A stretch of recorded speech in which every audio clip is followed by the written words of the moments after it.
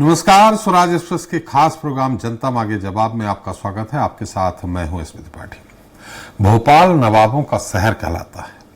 यहां 1724 से 1949 तक यानी करीब 225 साल नवाबों की हुकूमत रही है। इस दौरान भोपाल और उसके आसपास के इलाकों की संपत्ति भी नवाबों के अधिकार में थी। हालांकि वक्त गुजरने के साथ साथ ये संपत्ति नवाबों के हाथ से निकलकर आम लोगों के पास चली गई। कई जमीनों पर कब्जे हो गए तो कई जमीनें नवाबों के कथित उत्तराधिकारियों ने बेच दी। भोपाल शहर का विस्तार होता चला गया। नई आबादी और नई बस्तियों ने शहर का दायरा बढ़ा दिया, जिसका नतीजा ये हुआ कि आज भोपाल महानगरों की कतार में खड़ा है। लेकिन अब पुराने भोपाल वासियों के दिलों की धड़कनें तेज हो गई हैं। दरअसल एक खबर ने लोगों की रातों की नींद उड़ा दी है और खबर यह है कि भोपाल की वो सारी संपत्ति जो कभी नवाब और उनके उत्तराधिकारी के नाम थी, उसे सरकार अपने कब्जे में लेने जा रही। और ये सब केंद्र सरकार के एक कानून के चलते हो रहा, जिसके अमल में आने के बाद भोपाल में लाखों लोगों के घर और जमीन उनके नहीं रह जाएंगी, यानी उन पर सरकार का कब्जा हो सकता है। क्या है केंद्र का वो कानून जो लोगों को उनकी संपत्ति से बेदखल कर सकता है, और हम आज उसका जिक्र क्यों कर रहे हैं, इस पर अहम चर्चा होगी। लेकिन उससे पहले बात कर लेते हैं छत्तीसगढ़ की। दरअसल राज्यों के भीतर जो शहरी सरकारें काम करती है, वो राज्य और केंद्र की कुछ योजनाओं के भरोसे ही चलती है। ऐसे में राज्य और स्थानीय सरकार अगर अलग अलग राजनीतिक दलों के पास हो तो अक्सर ये आरोप देखने और सुनने को मिलते हैं कि एक दूसरे के काम में अड़ंगा लाया जा रहा है। दोनों तरफ से असहयोग की बात कहकर विकास और नाकामी पर बहस की जाती है। एक दूसरे पर आरोप प्रत्यारोप लगाए जाते हैं। ऐसा ही कुछ अब छत्तीसगढ़ में देखने को मिल रहा है। जहां 2020 में हुए स्थानीय चुनाव में 10 निगमों पर कांग्रेस ने कब्जा जमा लिया था। अब 5 साल बाद जब फिर से चुनाव होने जा रहे हैं तो कांग्रेस बीजेपी एक बार फिर आमने सामने है। विकास का सेहरा अपने सिर बांधने के लिए दोनों तरफ से बयान आ रहे हैं, लेकिन नाकामियों की जिम्मेदारी दोनों ही दल लेने को तैयार नहीं है। छत्तीसगढ़ में नगरीय निकाय चुनाव से पहले इन आरोपों ने सियासत गरमा दी है। आज हम इसी पर चर्चा करेंगे अपने खास पैनल से। आज के मुद्दे शहर सरकार वार पलटवार में।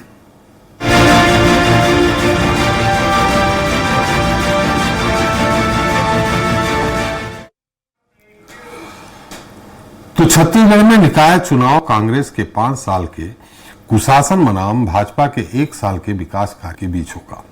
ये कहना है छत्तीसगढ़ के उप मुख्यमंत्री अरुण साव का। उन्होंने दावा किया है कि शहर की जनता विकास के लिए भाजपा को ही चुनेगी। उनका दावा यह भी कहता है कि जब से छत्तीसगढ़ में साय सरकार आई है, तब से शहरों की दशा बदल रही है। उन्होंने आरोप लगाया कि कांग्रेस के कुशासन में राज्य के शहर बदहाल हो चुके हैं। इसके उलट कांग्रेस ये दावा कर रही है कि शहरों का विकास राज्य की भूपेश बघेल सरकार ने ही किया था। लेकिन बीजेपी की सरकार ने विकास कार्यों पर ब्रेक लगा दिया है। जिसके दावों में सच्चाई है और किसके आरोपों में दम है, क्या है छत्तीसगढ़ के शहरों में विकास की असली तस्वीर, आज हम इस पर चर्चा करेंगे। लेकिन देख लेते हैं हमारी पहले खास ये रिपोर्ट। छत्तीसगढ़ में नगरीय निकाय चुनाव का बिगुल बज चुका है। इसके साथ ही शहर की सरकार बनाने की कवायद तेज हो गई है। बीजेपी और कांग्रेस शहर के विकास को लेकर एक दूसरे पर आरोप प्रत्यारोप लगा रहे हैं। बीजेपी के वरिष्ठ नेता उप मुख्यमंत्री अरुण साव का कहना है कि कांग्रेस ने छत्तीसगढ़ की जनता को हमेशा निराश किया है।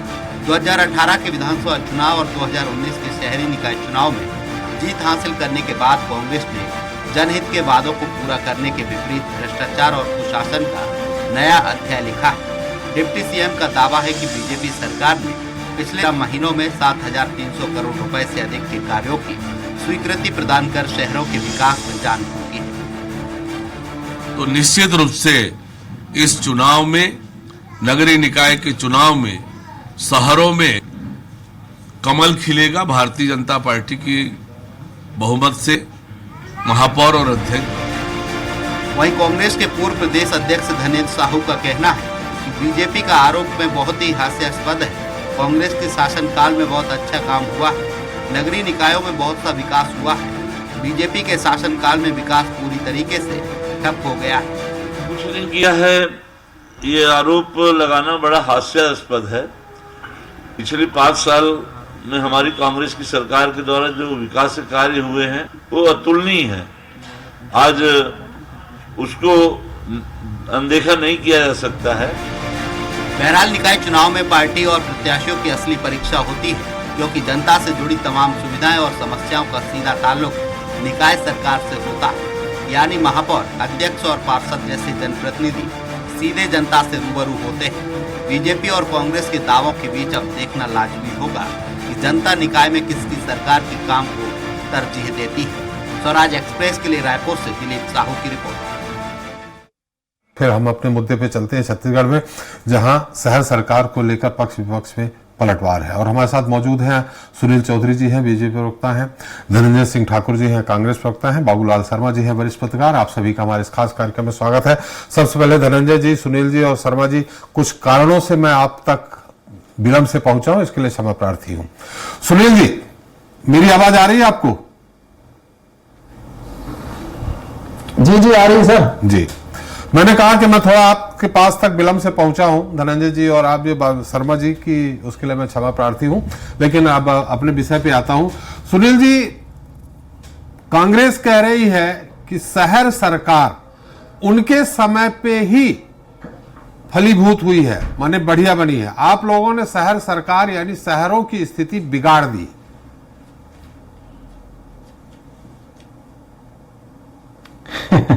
जी राम राम, जय जोहार, जय छत्तीसगढ़। जी देखिए, कांग्रेस जो कह रही है जी, वो कांग्रेस को आत्ममंथन करना चाहिए। कांग्रेस ने जो घोटाले भ्रष्टाचार किए शहरों को लेकर के, आज भी बूढ़ा तालाब में 7 करोड़ का फव्वारा बंद पड़ा है रायपुर शहर का, और जनता उसको देख रही है। वीआईपी रोड में जो सड़क में सौंदर्यीकरण हो रहा था, पूरी कांग्रेस की सरकार नहीं बता पा रही थी कि इसको कर कौन रहा है, इसका ठेकेदार कौन है, टेंडर किसने जारी किया। इनके खुद के जो मंत्री थे वो सामुदायिक भवन में वहां कब्जा कर लेते, नगरीय निकाय मंत्री शिव डहरिया। बाद में उसका सारा सामान जो है, एसी से लेकर टोटी तक सब निकाय उखाड़ करके ले गए।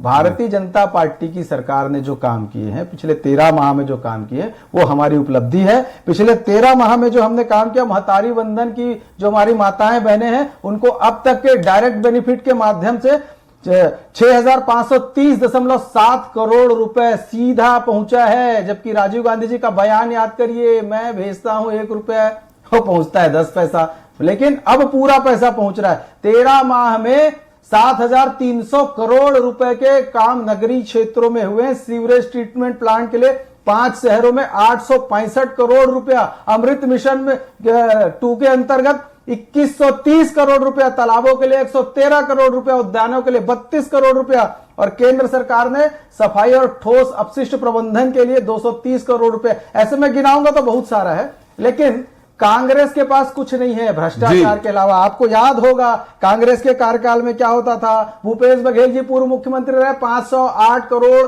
महादेव सट्टा में मिला, वो आरोप अभी तक के खड़ा हुआ है।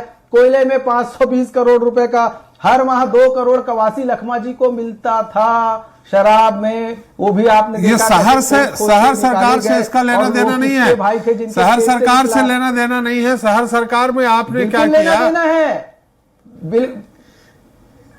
हमने तो बताया, बिल्कुल लेना देना। अरे गाड़ी कमाई थी, अगर मंत्री भ्रष्टाचार करता है शहर के अंदर में और उसका पूरा पैसा लूट खाता है तो शहर के विकास की योजना तो ठप हो गई। हमने तो इस बार कहा है, अटल निर्माण वर्ष है हमारा, अटल जी के जन्म शताब्दी पर यह कार्यक्रम चलने वाला है, और उसके बाद हमने एक नारा दिया, हमने बनाया हम ही संवारेंगे। छत्तीसगढ़ के विकास को यदि किसी ने आगे बढ़ाया है, 15 साल डॉक्टर रमन सिंह जी ने बढ़ाया, और उसके बाद माननीय विष्णुदेव साय जी की जो 13 महीने की सरकार है, उसकी उपलब्धि के सामने कांग्रेस के जो 8.5 साल का कुशासन रहा है, तो सब जनता देख रही है। खाली लूटो खसोटो, पीलिया से मौतें, डेंगू से मौतें, शहर की बात करें, अभी शहर की सब कुछ कांग्रेस ने इतना कुछ किया कि शहर की बात करें, शहर की, हम प्रदेश की बात नहीं कर रहे हैं, शहर सरकार की बात कर रहे हैं। मैं शहर सरकार की बात कर रहा हूं, मैं आपको दिखाता हूं। आप आइए कि हमारे यहाँ केनाल लिंकिंग रोड में एक टपरी नुमा वाटर वेंडिंग मशीन लगी है। आपको विश्वास नहीं होगा, एक ठेले जैसी, गुमटी जैसी वाटर वेंडिंग मशीन का जो बिलिंग हुआ है, सूचना के अधिकार में मैंने निकाला है, 8.5 लाख रुपए की वो मशीन है, जबकि मार्केट में 1.5 लाख रुपए में लग जाती। ऐसी 2 मशीन लगी है। आप चाहें तो मैं सबूत पेश कर दूं। तो ये भ्रष्टाचार का आलम था। 7 करोड़ का फव्वारा बंद पड़ा हुआ है। प्रधानमंत्री आवास योजना, उसको रोक करके उन्होंने रखा, गरीबों के आवास नहीं बनने दिए। चलिए। आप देखेंगे साफ पानी की जो केंद्र की जो योजना थी उसको रोक करके रखा, घर घर नल जल योजना को रोक करके रखा। 5 साल में किया क्या इन लोगों ने? चलिए, तो केंद्र की धनंजय जी से योजनाओं को पूछ लेते हैं, रोकना सुनील और जी। जनता को परेशान करना। और आपने भ्रष्टाचार आपने से शहरों में मुक्त बहुत करना अच्छा काम किया, लेकिन 15 साल से राजधानी में आपकी सरकार नहीं बन पाई है, वो भी बात है। धनंजय जी, 5 साल लूटा खसोटा है आपने।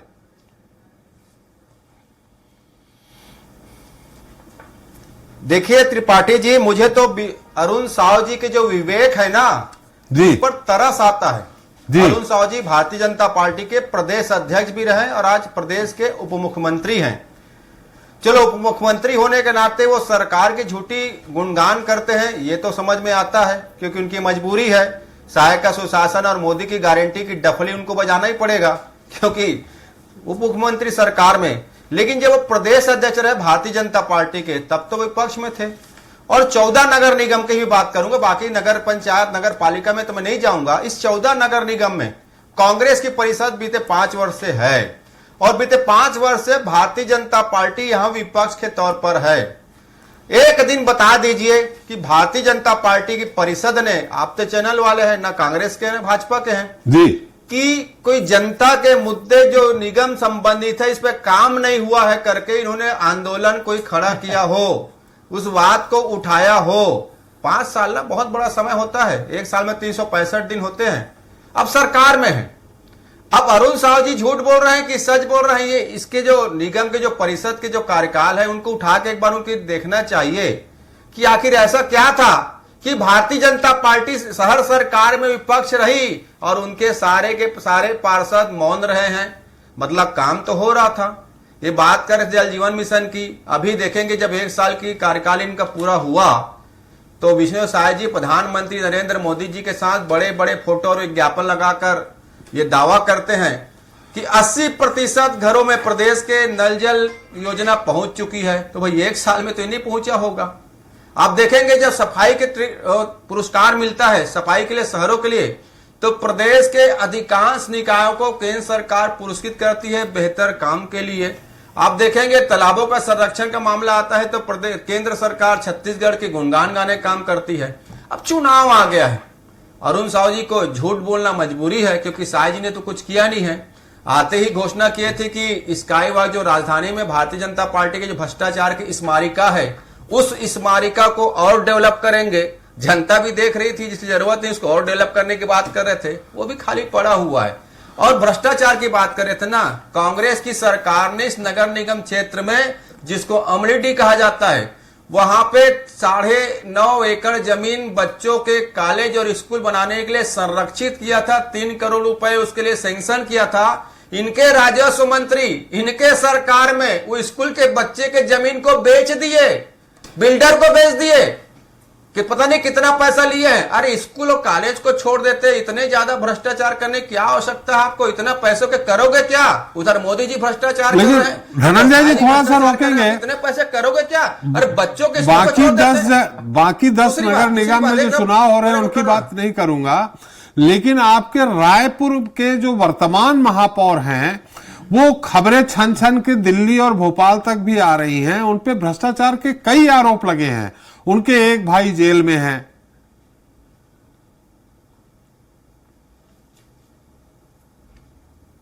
त्रिपाठी जी एक बात बताइए जी, आप, हेलो जी जी जी हेलो जी बोलिए। त्रिपाठी जी एक बात मुझे बताइए, आप वरिष्ठ पत्रकार हैं, आपका कोई भाई बिजनेसमैन है या कोई भाई आपका ठेकेदार है और वो कुछ गड़बड़ियां करता है, उसके लिए आप कैसे जवाबदार हो जाएंगे? जी भाई जो काम किया जवाबदार होगा, जिन पर आरोप लगा हुआ जवाबदार होगा। भाई एजाज डेजर तो महापौर थे, अब उनके भाई पर या उनके किसी रिश्तेदार पर अगर झूठे या जो भी आरोप है, अभी तो आरोपी है, उसके लिए एजाज ढेबर कैसे जिम्मेदार होगा? मैं तो समझ नहीं पाया अब तक इस बात को।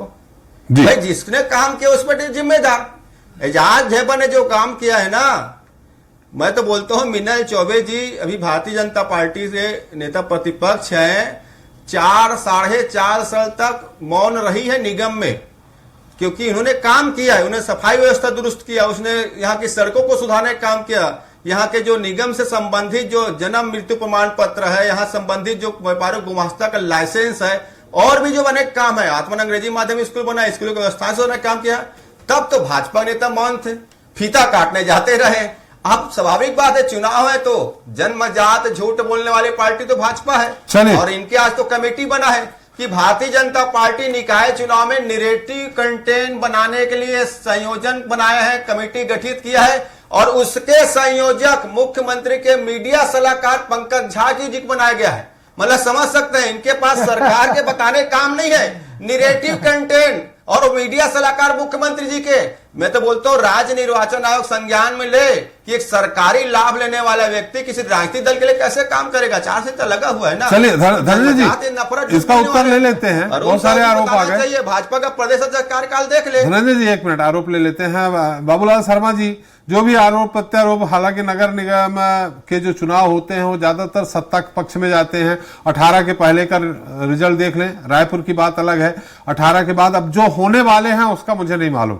यहाँ क्या फैक्टर ज्यादा काम करेगा फिलहाल, जैसा कि अभी हमारे बीजेपी प्रवक्ता ने कहा कि हमने बनाया, हम ही संवारेंगे। देखिए, जहां काम किया होगा जी, निश्चित रूप से वहां उसी को फायदा होगा जिसकी सत्ता चली है, जी, गहरी सत्ता जिसकी चली है।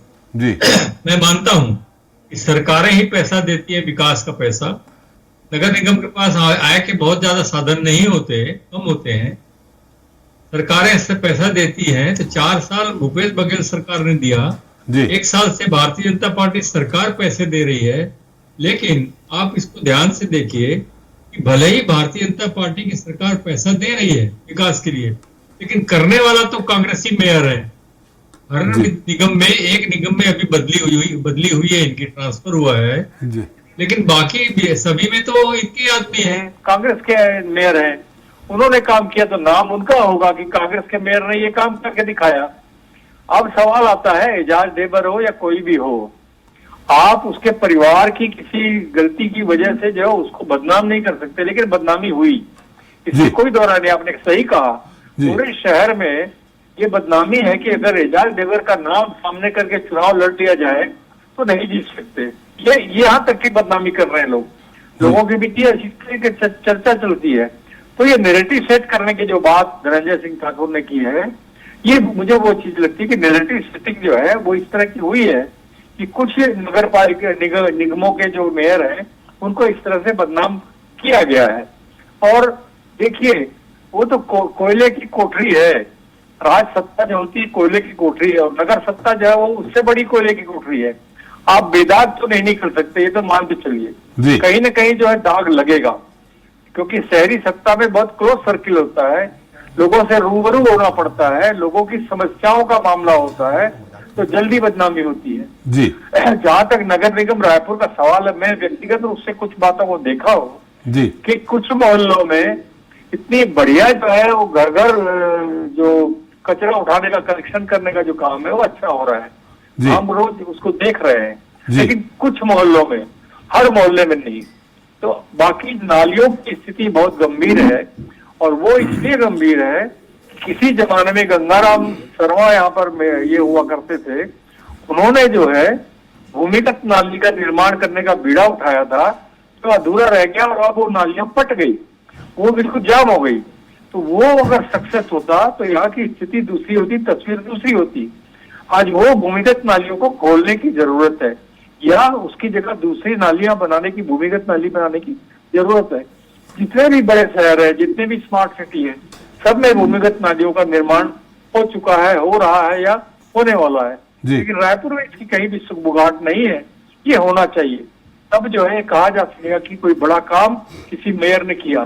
जी जी जी, बिल्कुल सही कहा आपने सुनील जी। बहुत संक्षेप में आपसे जानना चाहेंगे, लेकिन ठाकुर साहब एक बड़ा छोटा सवाल है, उसी को उत्तर चाहेंगे, क्योंकि आपको भी कहीं जाना है, समय भी कम है। आप बहुत बढ़िया काम किया एजाज ढेबर साहब ने, महापौर ने, लेकिन रायपुर जो नगर निगम की जो सीमा है उसके अंतर्गत करीब 7 विधानसभा क्षेत्र लगते हैं, 7 हार गई कांग्रेस।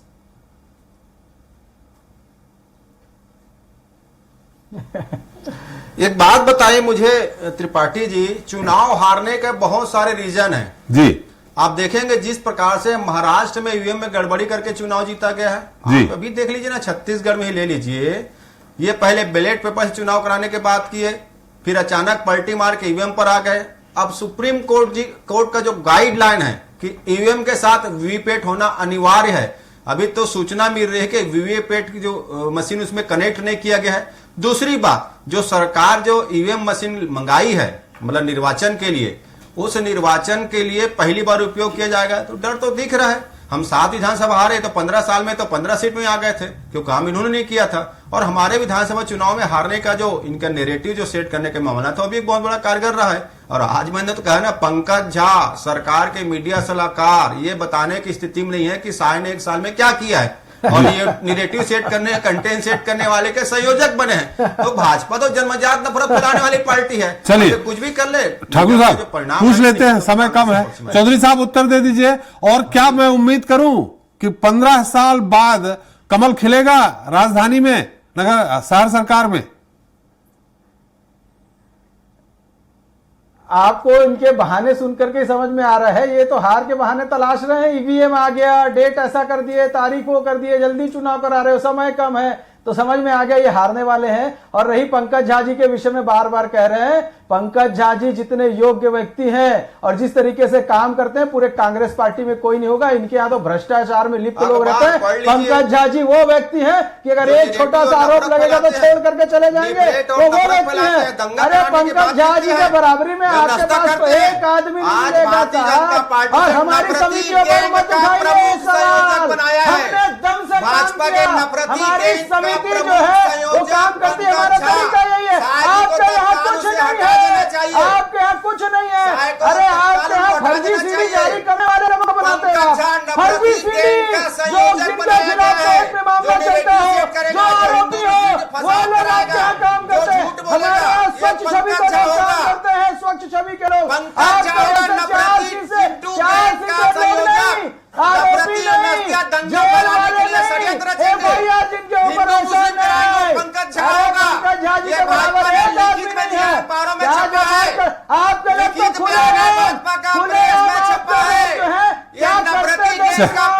चलिए धनंजय जी और सुनील जी, हिंदू मुस्लिम धनंजय जी, सुनील जी चुनाव का इंतजार करते हैं और उसके परिणाम का इंतजार करते हैं, कौन जीतता है कौन हारता है, ये बात की बात है। हमारा समय समाप्त हो गया, आप लोगों को भी कहीं जाना है दूसरी जगह। बहुत बहुत धन्यवाद सुनील जी आपका, धनंजय जी आपका, बाबूलाल जी आपका, हमारे साथ चर्चा में शरीक होने के लिए और अपना अमूल्य समय देने के लिए। तो हमने चर्चा की छत्तीसगढ़ की, जहां विकास और नाकामियों को लेकर सियासत जोरों पर है। दरअसल ये मानव प्रवृत्ति भी है कि वो तारीफ को सहज स्वीकार कर लेता है, लेकिन आलोचना उसे कड़वी लगती है। और शायद यही मिजाज सियासत का भी है, जहां अगर सब कुछ अच्छा है तो उसे अपना कहने में कोई गुरेज नहीं करता, लेकिन जहां कमी बेसी आती है वहां लोग न सिर्फ अपना पल्ला झाड़ देते हैं, बल्कि दूसरों पर नाकामी के छींटे उछालने में भी परहेज नहीं करते हैं। कम से कम आज की चर्चा से तो ऐसा ही प्रतीत होता है।